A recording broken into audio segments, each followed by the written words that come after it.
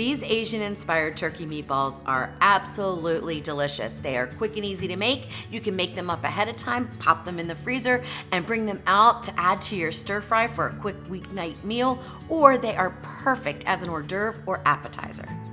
Welcome to The Salted Pepper, where we cook for real life using real food and we keep it real simple. Today's recipe is so easy to make. It is just quick and easy and so delicious. And I'm gonna get right into it. So what I have here is 1 pound of ground turkey. You could use ground beef, you could use ground chicken, whatever you want, but the ingredients are based on ground turkey, which tends to get a little dry and can even be a little unpleasant when made into a meatball.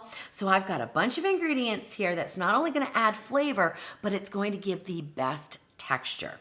The first thing is 1/2 cup of riced cauliflower.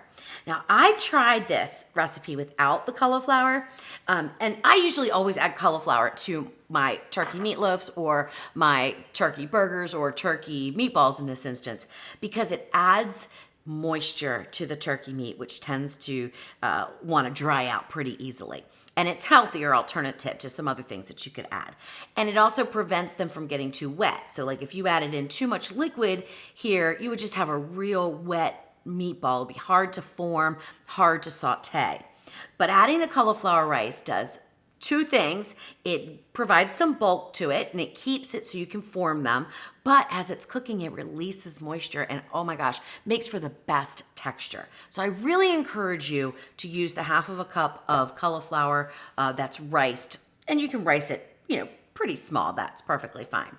And then we're gonna add in the rest of the ingredients, which are for a little bit of moisture, but mostly for flavor. And that is the zest of 1 medium-sized orange. And when you're zesting an orange, make sure you don't go past the skin of the orange down to the white part. That's called the pith. It's very bitter and it will make your meatballs very bitter. Then I have 1 teaspoon of fish sauce. If you don't have fish sauce, you do not have to use it. You can omit it. However, let me tell you, if you like Asian-inspired food, buy yourself a bottle of fish sauce. It gives so much depth of flavor. There's really nothing like it. And it can make a dish that is ordinarily okay, spectacular. And it doesn't taste fishy or anything like that. Then I have 2 tablespoons of brown sugar. That's totally optional. It's just my preference. But you don't have to add it. You could add white sugar. You could just skip that. You could put honey, a little bit of honey. Would not put more than a tablespoon of honey though, or you'll again get into that too moist area with your meatballs. I have 1/2 tablespoon of grated ginger. 1/2 tablespoon of soy sauce. That's just to bring in a little bit of flavor, a little bit of moisture, and a little bit of salt. And then I have 1/2 tablespoon of a chili garlic sauce that I love to add to so many different things. It is a little spicy, so if you don't like spice, omit it, or you can add 1/2 of it, whatever you like. This is the brand that I use, and it's easily found in almost all grocery stores. And it's very inexpensive as well. Okay, let's add that in, and then we're ready to put in just a tad bit of salt. I found that even with the soy sauce, it just needed a little bit of salt. I use 1/2 teaspoon. All right, there we go. And now we just mix it up. I forgot to mention, right before you start mixing everything together, it's a good idea to start preheating your pan. You want your pan to be pretty hot because we want to get a nice sear on these meatballs before we pour in the sauce that's going to end up steaming them and cooking them through.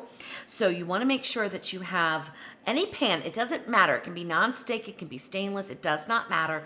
Just get it heated pretty hot. Not hot enough to burn, but pretty hot. So I have this over a medium-high heat, and it's starting to heat up. I let the pan heat up for about 5 minutes or so, and then I'm gonna add in some avocado oil, which this is about a tablespoon of avocado oil, and I'm just gonna put that right into my pan. And then what I like to do right before I start to form and drop in my meatballs, I like to swirl in a little bit of toasted sesame oil. Not too much, but maybe a teaspoon. I just think it adds a nice flavor. Now, I've heard some people say that they don't recommend sauteing with toasted sesame oil, but I have not found any issues with this. It works fine. And it smells amazing, and it gives a great flavor to the meatballs. Now, I'm just coating the whole pan with the oil, so just kind of tilting it around here. And then I'll let it sit here for maybe 2 minutes or so, and then it should be hot enough for me to start putting in my meatballs. So while I'm waiting for that to heat up, let me talk about the sauce. All right, so for the sauce ingredients, I start out with a 1/4 cup of honey,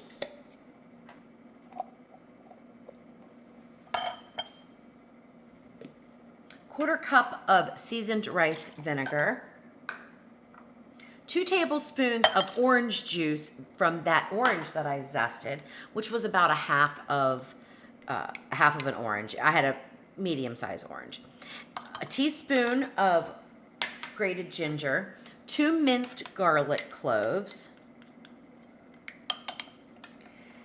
And now, because I really like spice, I'm doing a whole tablespoon of that chili garlic sauce, okay? But you don't have to do that. You can omit it. You can add half. It doesn't make any difference. This just adds a really nice heat, and I like my meatballs spicy. So, and then just whisk that up. Now, we're not going to use this right away. We've got to get our meatballs browning, but I just whisk it up and have it ready to go so that I can pour it in immediately. The other thing you're going to want to have ready is a lid that fits on top of your pan, okay? Mine doesn't fit exact, but it will work just as long as it goes on and covers the top, because this is like a 2-part kind of cooking thing. We're gonna sear these meatballs, and then we are going to steam them with this sauce, reduce the sauce, and it gets really nice and sticky. It's delicious. Now, I can tell my pan's a little bit hot, so I'm gonna turn it down a little bit. Again, swirl the oil just to kind of coat. And hopefully that'll also cool down the oil just a little bit. And then we're gonna put these in.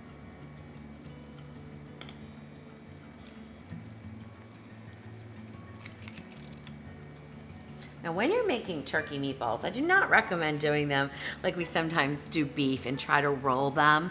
They are just gonna stick to your hands. It's gonna be kind of uncomfortable and really time consuming.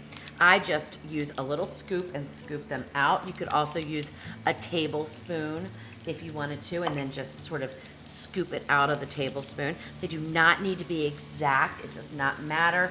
So if there's a flat side, it's fine. They're gonna look beautiful. Just try to make them all about the same size so that they cook at the same rate.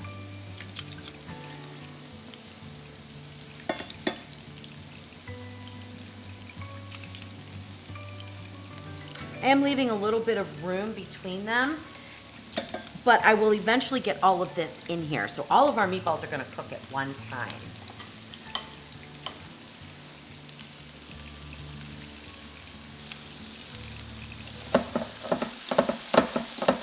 Just move them around a little bit, get that oil moving. I try to keep them on the one side long enough for them to really get a nice browning, but if one flips over by accident, don't worry about it.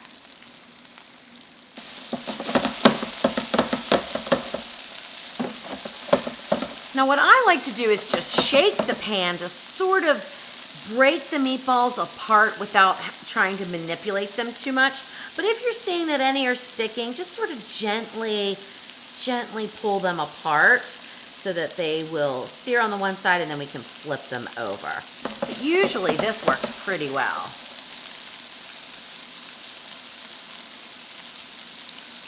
All right, for most of them on the outside, we're ready to flip. Now, what I use is my fish spatula because I just like the shape of it and you can get underneath of here pretty well. So I'm just gonna flip these over. You want this nice browning, okay? That's not burnt. It's just a nice browning, and that's what you want. You want that color on these meatballs, okay? If you are getting too dark, like I see 1 or 2 here that are a little on the dark side, then turn your heat down a little bit, which I'm gonna do right now.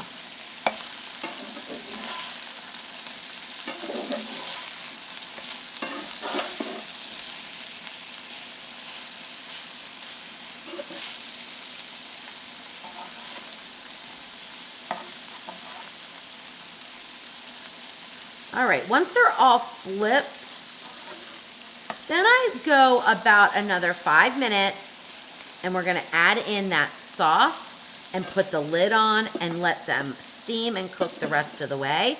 It'll reduce that sauce and we will end up with these delicious Asian meatballs. They are so, so good. All right, so it's just been about 3 minutes and I'm ready to pour in my sauce.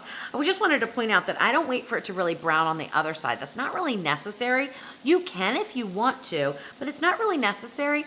And it also gives different tones, so different colors to the meatballs when you put them in your serving dish, and they just look absolutely beautiful. So I like some of them to be turned up where they're brown on the bottom, and then some are a little bit less brown. Oh my gosh, it's amazing. This is a beautiful dish too. All right, now we're gonna pour in that sauce, and immediately just put your lid on. It's gonna create steam, and that's gonna cook our meatballs. Let them stay like that for about 5 to 10 minutes. You can do a temperature check to make sure that your meatballs come up to 165 in the center. That way that they are completely cooked. Then we'll take the lid off and we'll reduce the sauce, add a few garnishes, and be done. All right, so it's been about 5 minutes. Let's go ahead and check the temperature of the meatball. Go right down into the center, and we want it to be at least 165. It is 180, so we are good to go. I just like to check a few. Yep, we are good to go. All right, so we're all done. Now we need to open the lid and let the sauce reduce so it becomes nice and sticky.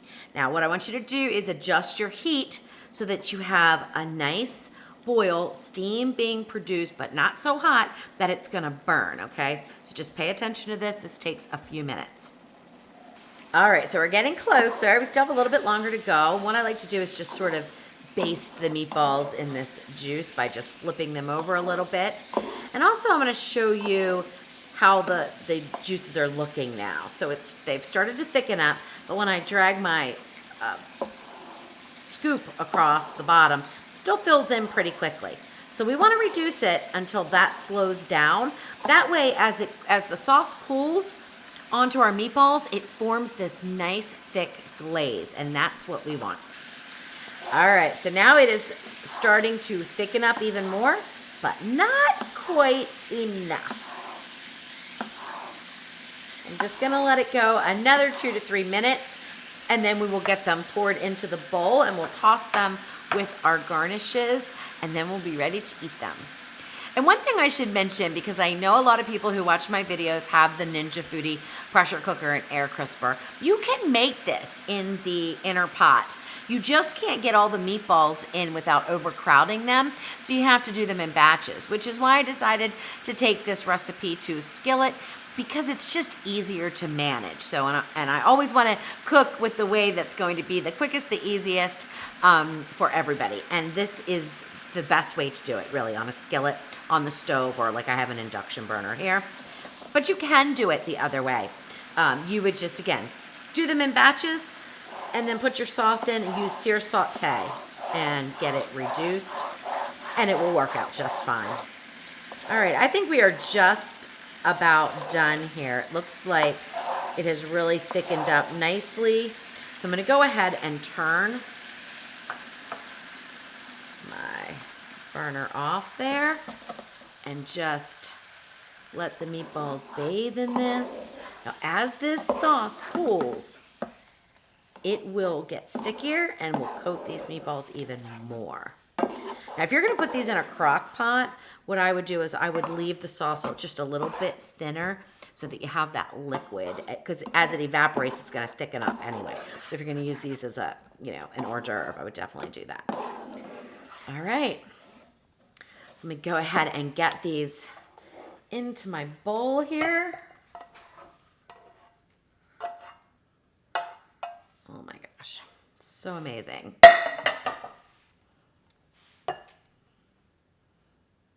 And this makes between 30 and 40 meatballs, depending on how big you make them, obviously. All right, so what I like to do is sprinkle on a little bit of roasted sesame seeds.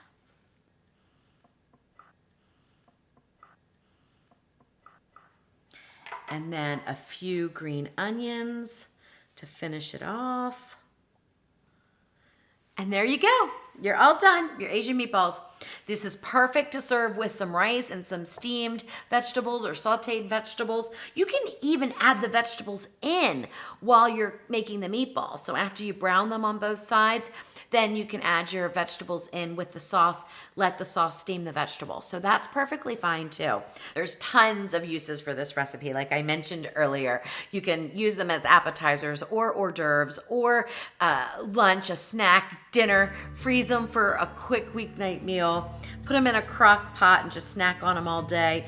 And trust me, they're that good that you will want to. All right, here goes.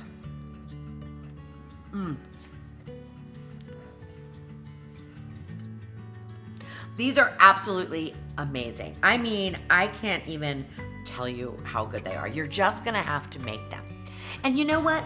If you don't like the Asian flavors, don't do it that way. You can use the same technique. You could use barbecue sauce.